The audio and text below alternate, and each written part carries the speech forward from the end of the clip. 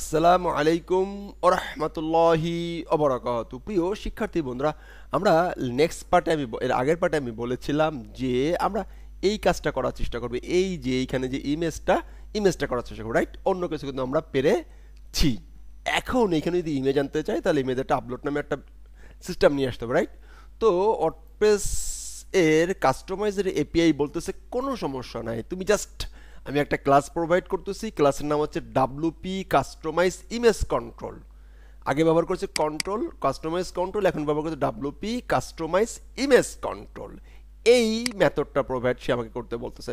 আমি তাহলে এটাকে কপি করছি। দেখেন আমি যখন এটা প্রথম করেছিলাম আমি সুন্দর সুন্দর করে প্রতি লাইন লিখে লিখে করেছিলাম। এখন কিন্তু আর যেহেতু লাগবে আমি কিন্তু আর বারবার লিখবো না।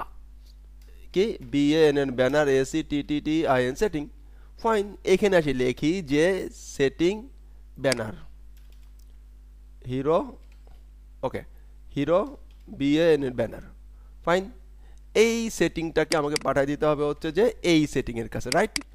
অ্যান্ড এইখানে কন্ট্রোলারে লিখি hero B A N N banner, hero banner, right?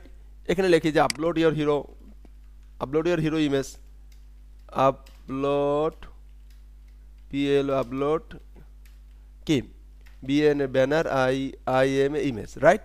Right. এইখান থেকে এতটুকু কপি করে আমি এখানে দিয়ে দিচ্ছি এন্ড বলছি যে ওকে, ফাইন। এখন যদি আমরা এটা চেক করতে চাই এভাবে করে চেক করতে পারবো। এখন আমরা এই সেকশনে ঠিক আছে, ফাইন। এইখানে কিন্তু এই ইমেজটাকে ক্লাস নাম চেঞ্জ করে দেবো IMG image, right? Absolutely right.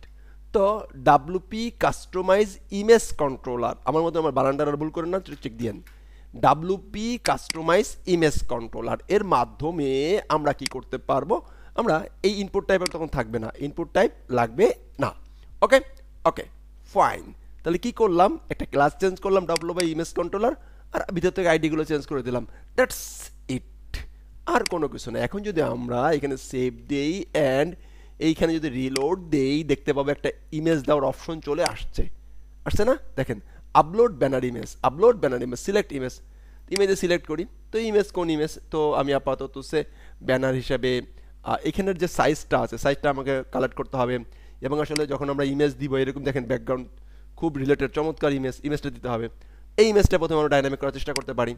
আপাতত একটা ইমেজ আমি এখানে দিয়ে দিলাম, চুজ অ্যান্ড পাবলিশ। তো ফাইন, ইমেজ হয়ে গেছে। বাট এইখানে তো শো করতে হবে, তাই না?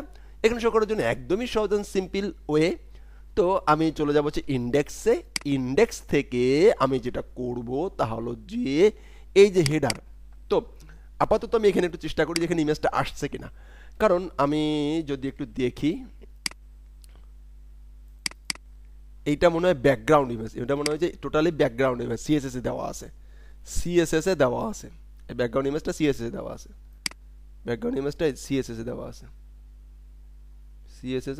আচ্ছা সিএসএস দেওয়া আছে কি জন ডন ডট সিএসএস, এই ফোল্ডারটা যাই, আমরা একটু খুঁজে বের করি। এই যে ক্লাসটা আছে এই ক্লাসটাকে কপি করিয়ে হেডারের অ্যাসেট সিএসএস জন ডহন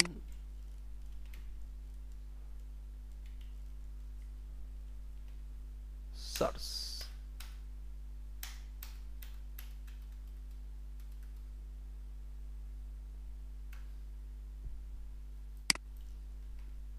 এই যে পেয়ে গেছি, রাইট। এই সব কিছু এখন আমি আপাতত এটাকে কপি করছি, কপি করে ইন্ডেক্সে আসতেছি, এসে এখানে একটা লিখতেছি এরকম করে, খেয়াল করেন STYL style equal double colon দিয়ে এটাকে পেস্ট করে দিলাম, দ্যাটস ইট।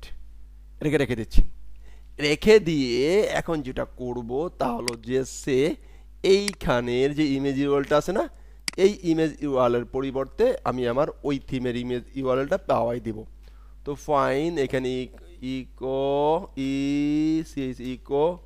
গেট থিম কি THEME theme underscore MED mod get theme mod, right? Absolutely right. এখন আমি এইখানে এই যে আমার আইডিটা ছিল কে থিম সেকশন হিরো ব্যানার, এইটাকে কপি করে এখানে দিয়ে দেবো আগের মতন করে, অ্যান্ড ঠিকই এইখানেও ইমেজটা এখানে পাওয়াই দিব, গ্রেডিয়েন্টও এটা ডিজাইনে বেশি ডিজাইন সে কিভাবে করছে আমি ডাইনামিক করে আমি ডাইনামিক করে দিচ্ছি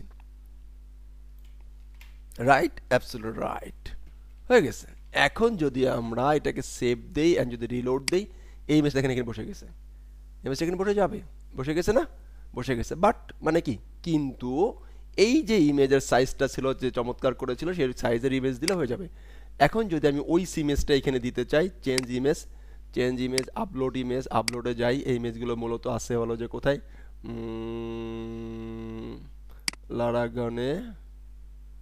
লারাগন থেকে যাই ডব্লিউপি তারপরে ডব্লিউপি লার্ন না ব্যাক আসি ডব্লিউপি লার্ন থেকে ডব্লিউপি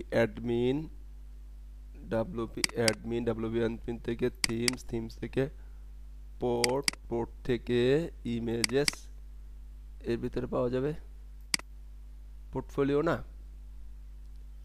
পোর্টফোলিওর ভিতরে তো পাওয়া উচিত এর ভিতরে নাই অ্যাসেট ইমেজেস এই যে ব্যাকগ্রাউন্ড ইমেজ এই যে হেডার ব্যাকগ্রাউন্ড ইমেজ তো এটাকে আমি সিলেক্ট করে দিয়ে দিচ্ছি ফাইন অ্যাবসলিউটলি ফাইন এখন আমরা চুজ ইমেজে ক্লিক করব দেখেন একদম সেটিং একদম যদি এই সাইজের ইমেজ দেওয়া হয় তাহলে আমাদের একদম পারফেক্টলি জিনিসটা সেট হয়ে যাবে তাহলে দেখেন এভাবে করে কিন্তু আমরা যে কোনো সেকশনগুলো ছিল মানে এই সেকশনটা আমরা এখানে করে ফেলতে পারি এই সেকশনটা এখানে আমরা করে ফেলতে পারবো এবং করে ফেলবেন এবং এই যে পোর্টফোলিও যে সেকশনটা আছে টোটাল সেকশনগুলো আপনারা রিডাক্স ইউজ করবেন না আবারও বলছি আপনারা রিডাক্স ইউজ করবেন না আপনাদেরকে আমি এই যে কাস্টমাইজ এপিআই দেখালাম কাস্টমাইজ এপিআই এর মাধ্যমে এই আর কাস্টম পোস্ট টাইপের মাধ্যমে এই থিমটাকে কমপ্লিট করবেন এখানে থার্ড পার্টি আর কিছু ইউজ করবেন না রাইট অ্যাবসলিউটলি রাইট যদি আপনি আমার সঠিককারের লার্নার হয়ে থাকেন তাহলে আপনার কাছে আমার বিনম্র অনুরোধ এবং যদি আপনি আসলে আমার কাছ থেকে নেক্সটে জব পেতে বা আসলে নিজেকে একদম স্বাবলম্বী করতে চান স্কিলফুল করতে চান তাহলে আমি রিকোয়েস্ট করব এই যে কাস্টমাইজ এপিআই দেখালাম কাস্টমাইজ এপিআই এর মাধ্যমে এই সেকশনটা করবেন রাইট এই সেকশনটা করবেন ওকে এরকম অপশন নিয়ে নেবেন যে হু আই এম বানাবেন তারপরে সেকশন নেবেন তারপরে সেকশন বানাবেন পার্সোনাল ইনফো রাইট এইখানে আমি আরেকটা জিনিস স্কিপ করছি বা দেখাই নাই কাজের মানে একটা আউটপুট পাওয়ার জন্য সেইটা জিনিসটা হলো যে এই যে এইখানে এসে অ্যাড কন্ট্রোল প্যানেলটা দেখাই নাই কি দেখাই নাই প্যানেলটা দেখাই নাই তাহলে এর পরের পার্টে আমি আপনাদেরকে প্যানেলটা দেখানোর চেষ্টা করব প্যানেলটা করতে হবে হলো যে সেকশনের সাথে কানেক্ট করতে হবে অ্যাড প্যানেল করব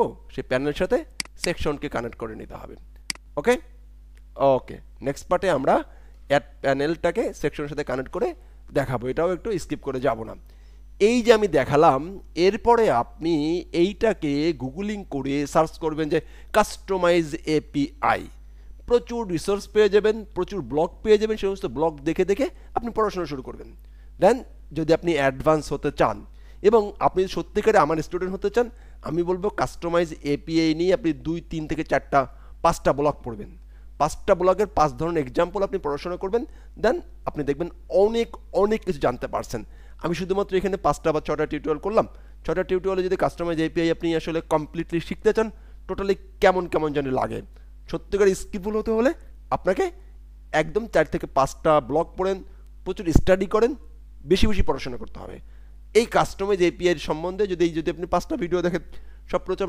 একদিন বা 1 ঘন্টা বা 2 ঘন্টা 3 ঘন্টা লাগতে পারে তো 3 ঘন্টা যদি লাগে আর 5টা ব্লগ পড়েন বাকি আর 3 ঘন্টায় দেন 6 ঘন্টা এবং আর 4 ঘন্টা প্র্যাকটিস করেন এই 10 ঘন্টা যদি আপনি কাস্টমাইজ এপিআইতে না দেন তাহলে তো চলবে না রে বাপু ভালো থাকবেন আসসালামু আলাইকুম ওয়া রাহমাতুল্লাহি ওয়া বারাকাতুহু